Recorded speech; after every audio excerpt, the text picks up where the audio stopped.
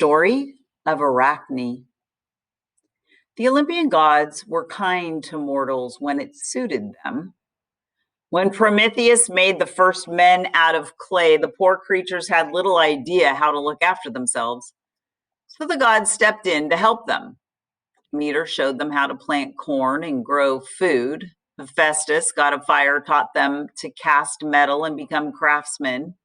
Athene, the wisest of the gods, gave them the olive, most useful of all trees, and taught them cooking, weaving, and spinning, the skills that make life comfortable and pleasant.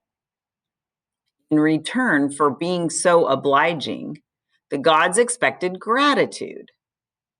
They wanted temples to be built for them and offerings put on their altars. They liked constant praise, and if they did not get it, their anger could be terrible. If anyone spoke scornfully of the gods, someone was sure to say, "Remember what happened to Arachne?" Everyone had heard of Arachne, though in fact she was an ordinary girl. She was not beautiful or rich or particularly clever, but she was nimble-fingered.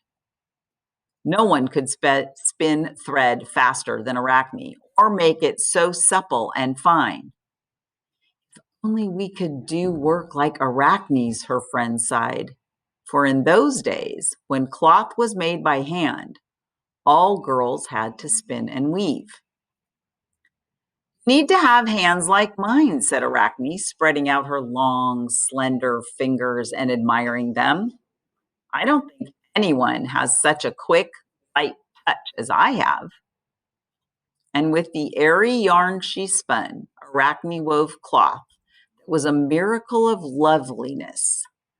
Gossamer fine fabrics and patterned tapestries with scenes of trees and birds and sky and sun and stars, fit for the walls of a king's palace. Wood nymphs left their forests, and river nymphs came dripping from their streams to watch her as she sent the shuttle flying back and forth across the loom. The threads seemed to dance into place of their own accord. Nymphs would lean forward to touch the woven leaves and flowers and exclaim, "Arachne, you could charm the birds out of the sky to visit trees like this." "You have to judge the colors and effects," said Arachne. "I don't think anyone has such an eye for pattern as myself." No one dreamed of contradicting her. Everyone praised Arachne. "You can see that Athene herself has taught her," said a friend. "Athene?" scowled Arachne. "She couldn't teach me anything. A born artist doesn't need a tutor.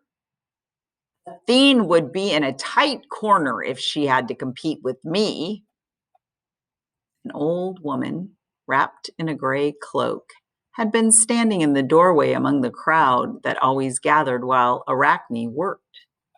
Now she came forward, shaking her stick at her. "You are a bold one, boasting of being better than the gods," she croaked. "If you'd take the advice of an old woman, you'd beg Athene to forget your words."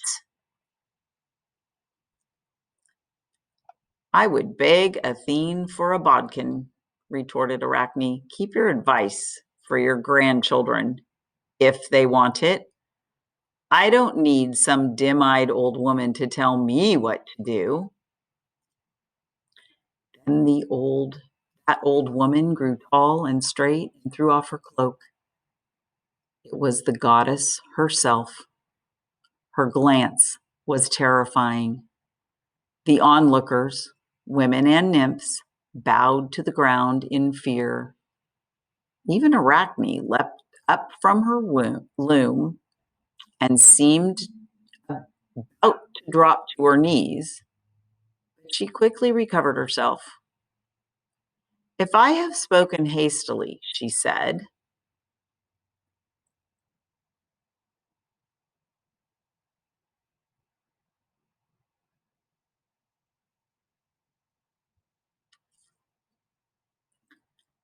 I have done wrong. Let our work prove whether I have spoken falsely. You dare to challenge me? Exclaimed Athene. Then I accept the challenge. Then the tall goddess and the young woman set up their looms, one on each side of the room, and began to weave.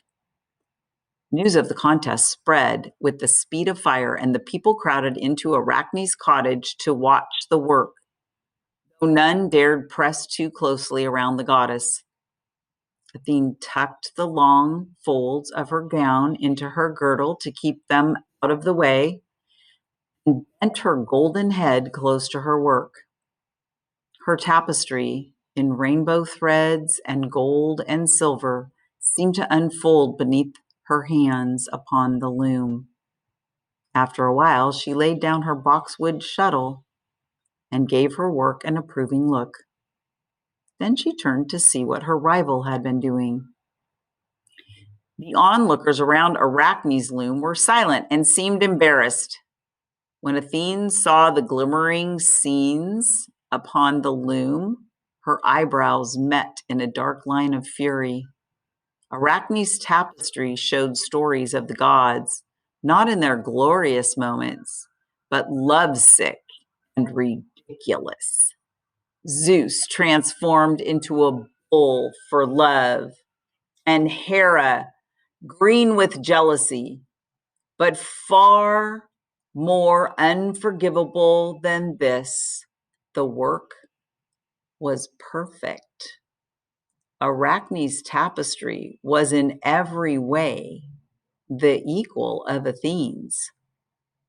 The goddess saw this at a glance. With one hand, she gripped the tapestry at the top of its frame and ripped the cloth from top to bottom. Arachne must begin her work again, she hissed, and again, and again. Hateful girl, you shall weave forever, and nobody will want your tapestries upon their walls. With her shuttle, the goddess struck Arachne on the forehead. At once, the girl began to shrink. She grew smaller and smaller. Her slim body became round and bloated, and her limbs vanished, leaving only the fingers of which she had been so proud, which now sprouted from her shoulders in the form of quivering black legs. Her friends and admirers shrieked in horror and dismay, jumping back from the shriveled form upon the floor. For Arachne had become a spider which scuttled to hide in a cranny. Not until night did she venture to crawl out and spin her web across a corner of the loom. And from that day, Arachne and her descendants have been spinning, and people say, "There's another cobweb," and brush their work away.